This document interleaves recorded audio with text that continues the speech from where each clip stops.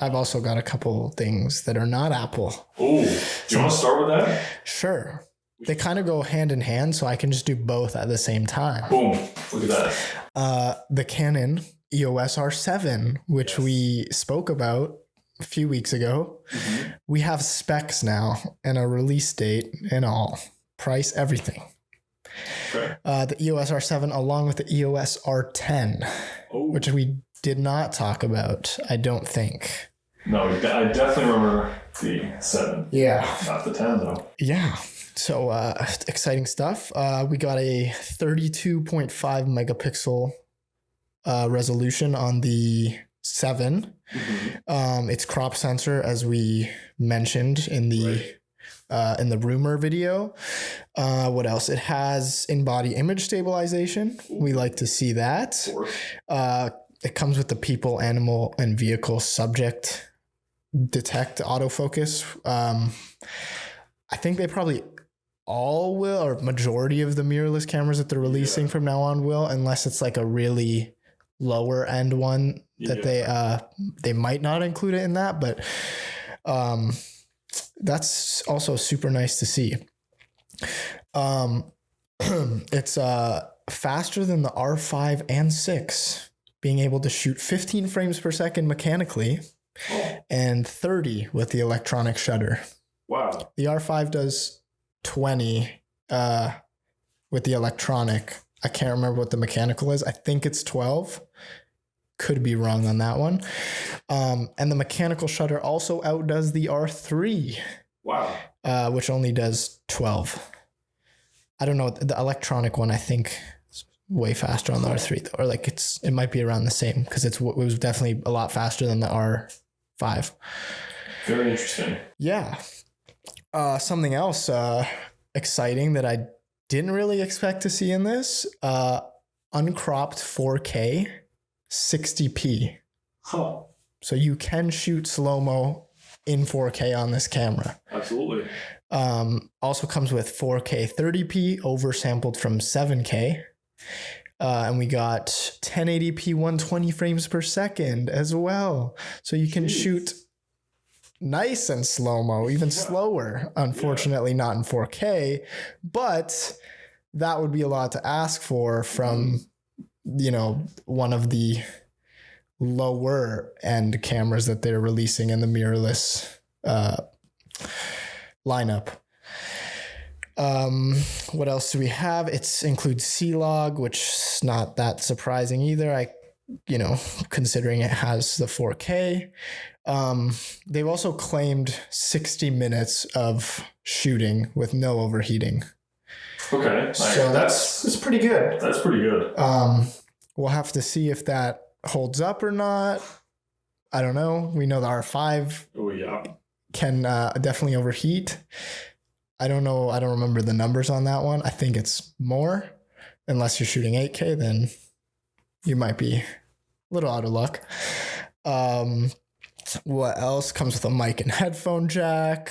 Of course. 4K time lapse mode, and switch to flick between stills and video.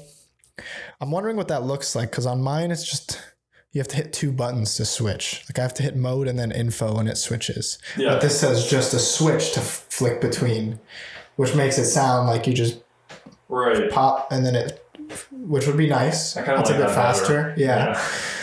And for the first time in an EOS camera, it includes a panoramic mode that can create a horizontal or vertical pano image. That's so nice. Finally. Yeah, right?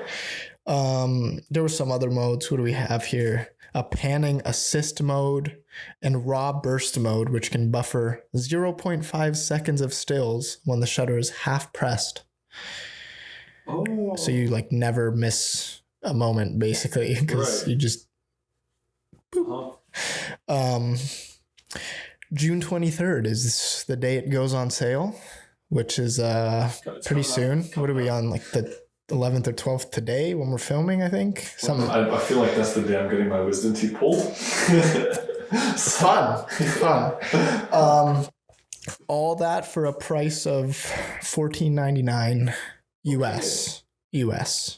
Yeah, okay. Which I think that's pretty good. That's body only also, I must say.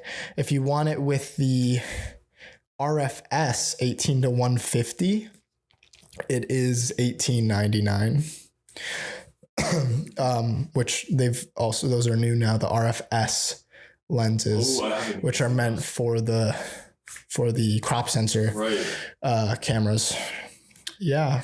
18 to 150 is a big range also. Yeah.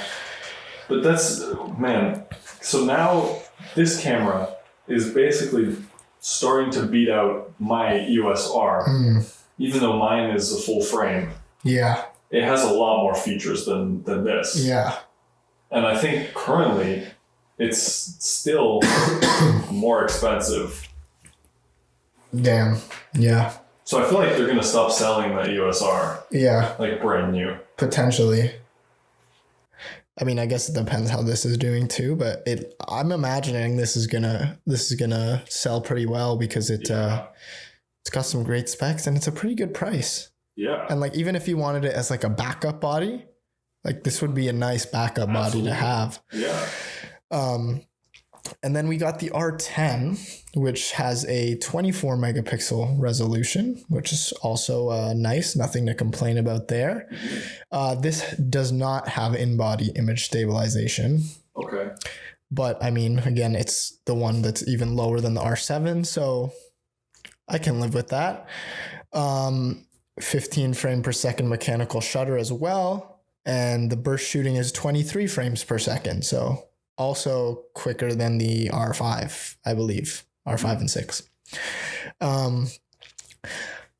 Also shoots 4K 60. However, it invokes a 64% crop. Oh my God. So it's a lot tighter. That sounds like a lot. Yeah.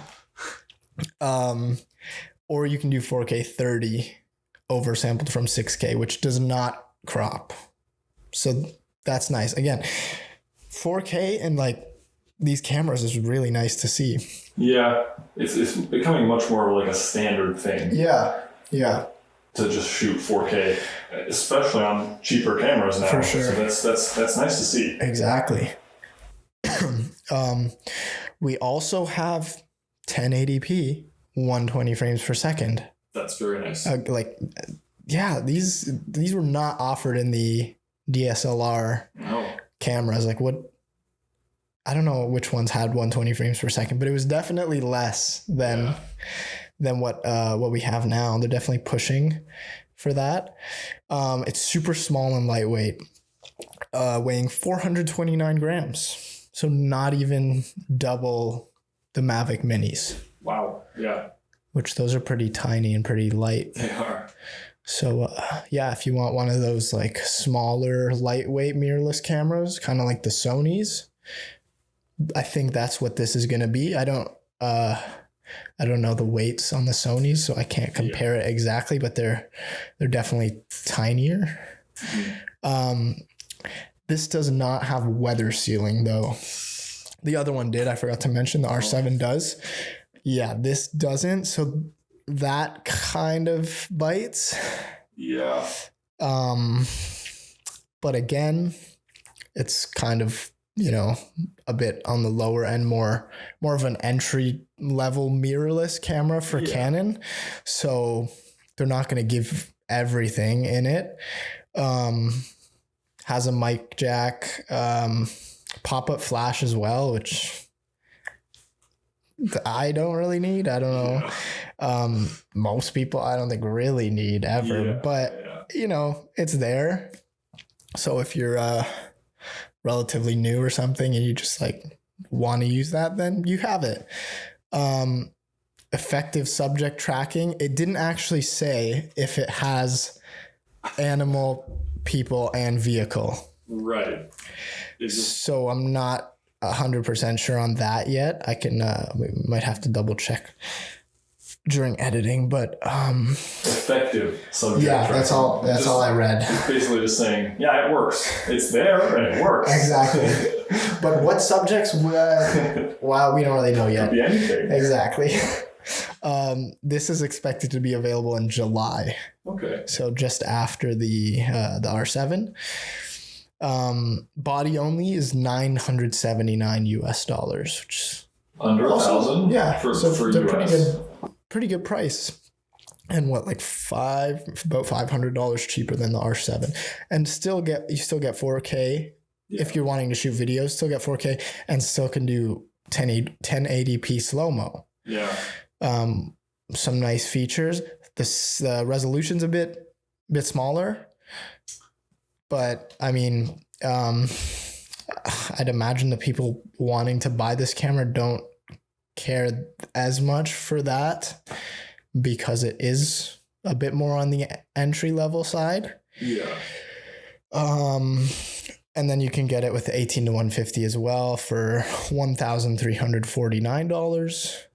Or if you want the RFS 18 to 45, it's $1,099. So $100 more than just the body, which again, not bad if you don't have any lenses and you're trying to get into the mirrorless space and Canon, and then Absolutely. You get a nice kit lens with it. And those are about all the specs we got on those. Just excited to see now. Those are some good options. Yeah, right? When I was out in Banff, I saw a lot of people with Rebels, Canon Rebels. Yep. So the R10, is looking like a good replacement for all those. Yeah, like it is a bit more expensive. Yeah. But you're getting more features in it. Oh, yeah. And good ones too. Exactly. I mean, like the 4K and 1080p 120, again, better than the USR. Right. In terms of that spec. Yeah.